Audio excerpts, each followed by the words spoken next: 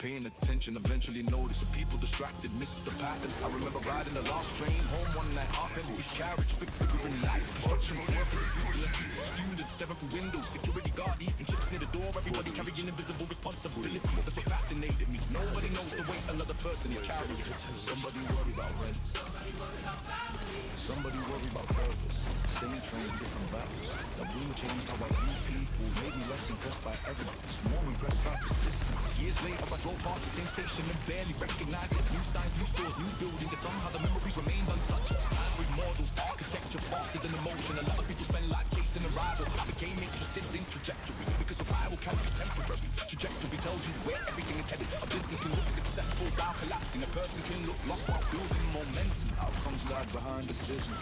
That's why judging too early usually creates bad conclusions. One afternoon, I sat inside a crowded airport watching departure boards update every few minutes. Hundreds of destinations, thousands of stories crossing past the seconds before separating forever. It reminded me how much life depends on decisions that seem insignificant at the time. One application, one conversation, one introduction, risk. The future rarely announces itself dramatically. Most turning points arrive disguised as ordinary days. That's why I stopped waiting for cinematic moments. Real life doesn't operate like movies. Most victories begin quietly, most failures begin quietly. The signs are there. Now when I look at the skyscrapers after dark and see office lights still glowing, I don't think about work first, I think about effort. Somebody inside is still working, somebody still refining, somebody still preparing, sacrificing comfort for possibility. and maybe that's the difference. Not talent, not luck, not timing. The willingness to keep moving after excitement leaves, because excitement starts journeys. Discipline finishes them, and every road worth taking eventually asks which one you actually brought with you.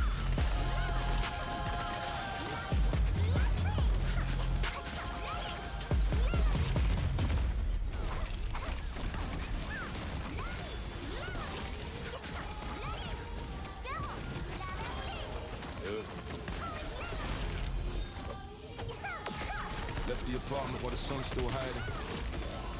Cold breath in the air, whole block looks silent. Trash truck rolling by, newspaper boxes rattling. Old heads outside already talking about politics. I was 20 with a backpack full of plans, nobody believing. Watching up the towers glow before the city even breathing. Thinking if they built that, that somebody had to dream it. And if somebody did it once, then somebody can repeat it. Every payday looked tiny, every bill looked giant. Every month felt like a fight against the environment. Everybody saying be realistic, stay quiet, but realistic never built anything inspiring. So I kept scribbling notes in the margins of notebooks, writing down ideas while the train shook the floorboards, trying to find a route where effort got rewarded.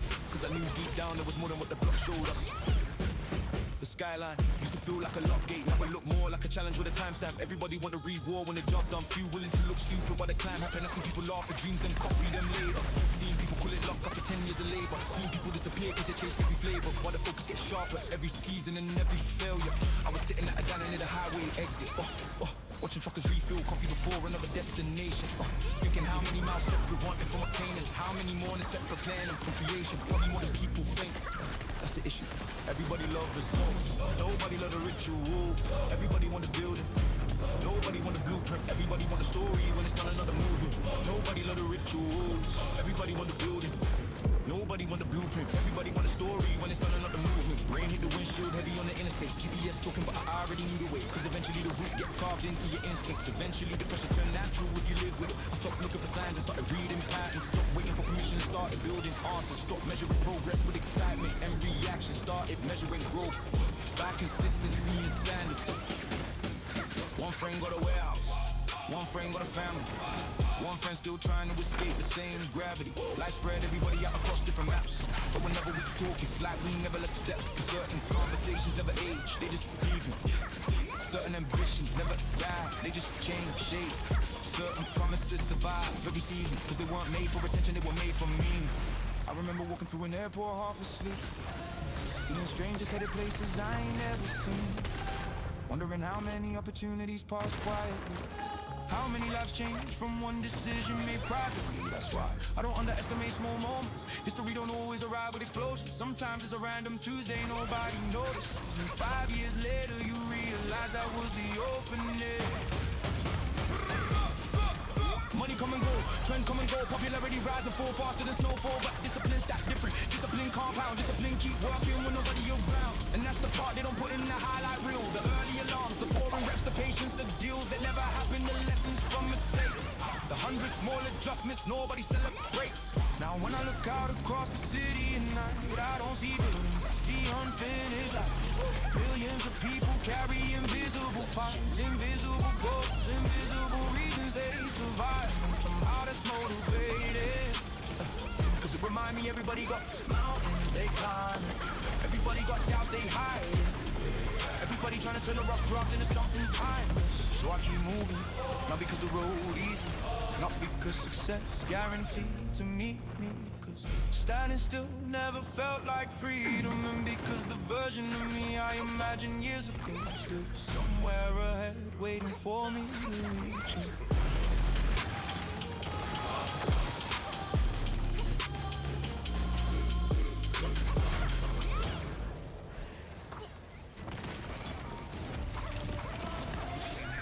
Last train rattled through the platform. The rain ran sideways across the tracks. Headphones on, private worlds floating through public space. I remember thinking how strange it was to be moving in the same direction and still feel completely alone. The city teaches that lesson fast.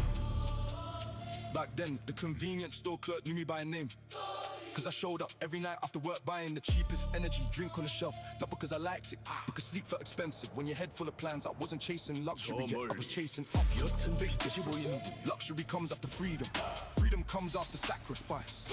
My neighborhood had this old basketball court, squeezed between apartment blocks, cracked pavement, bent rims, faded paint lines. Every summer evening, somebody was out there trying to prove something.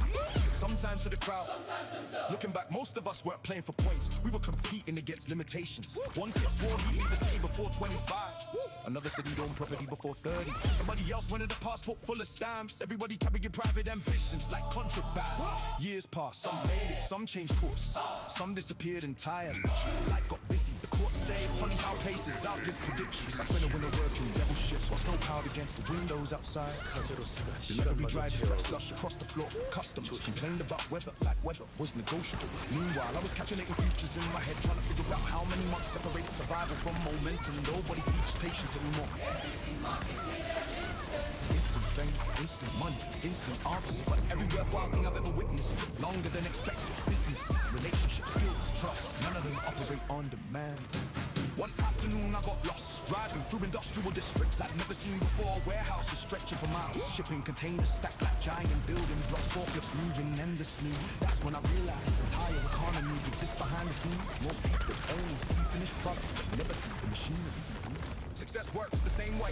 People notice outcomes, rarely the infrastructure, the routines, the discipline, the repetition, the boring consistency. Those parts stay invisible.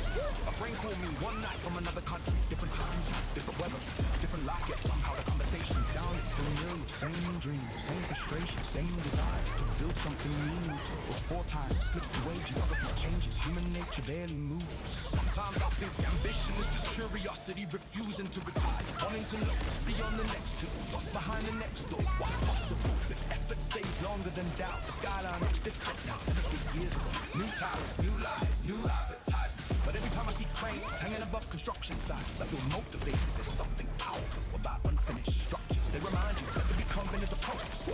Nobody judges a building halfway through construction. People should extend themselves the same grace. I used to think confidence meant certainty. Now I think confidence means movement despite uncertainty. Anybody can act brave after the outcome.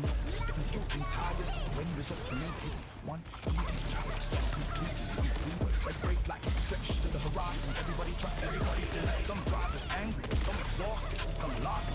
Same situation, different interpretation. That's not with me. Circumstances matter, perspective matters more, because eventually every road slows down.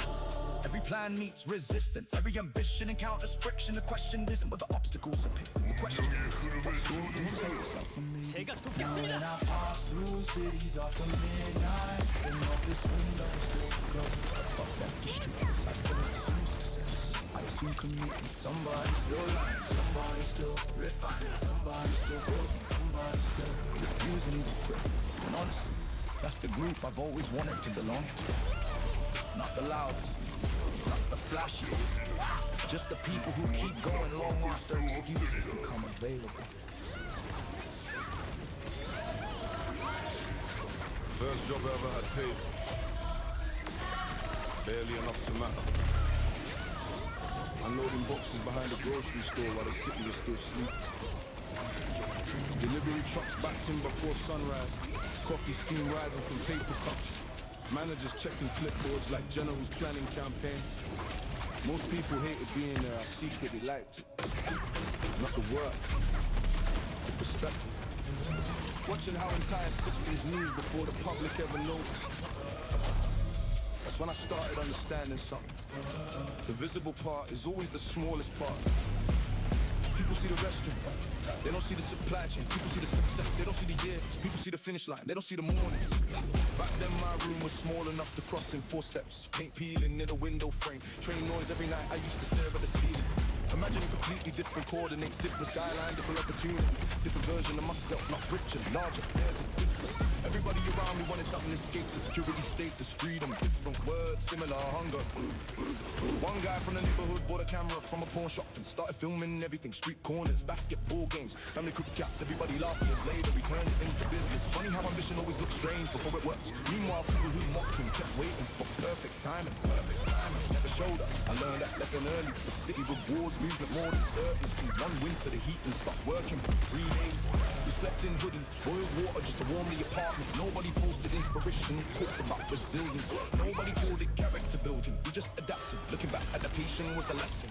Every season, summer, autumn, winter, spring. The people paying attention eventually notice. The people distracted missed the pattern. I remember riding the last train home one night, half-empty carriage, flickering lights, construction workers asleep in their seats, students staring through windows, security guard even chips near the door, everybody carrying invisible responsibilities. That's what fascinated me. Nobody knows the weight another person is carrying. Somebody worry about rent, somebody worry about families.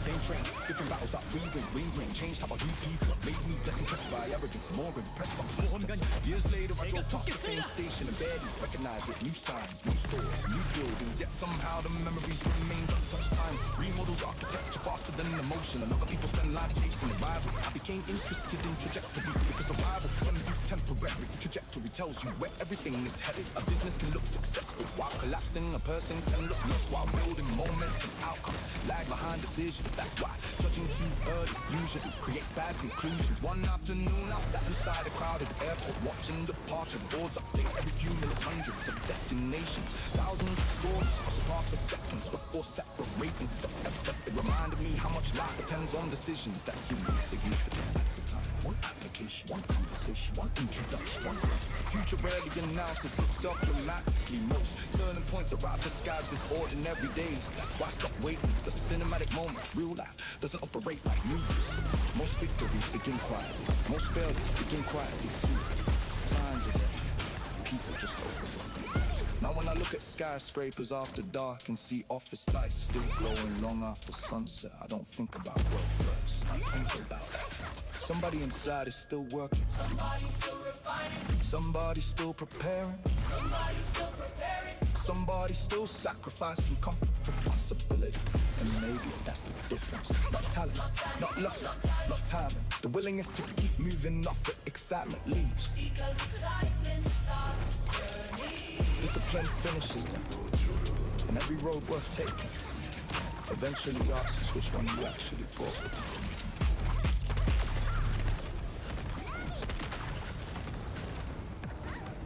Used to cut through the alley behind the laundromat because it shaved 7 minutes off the walk home.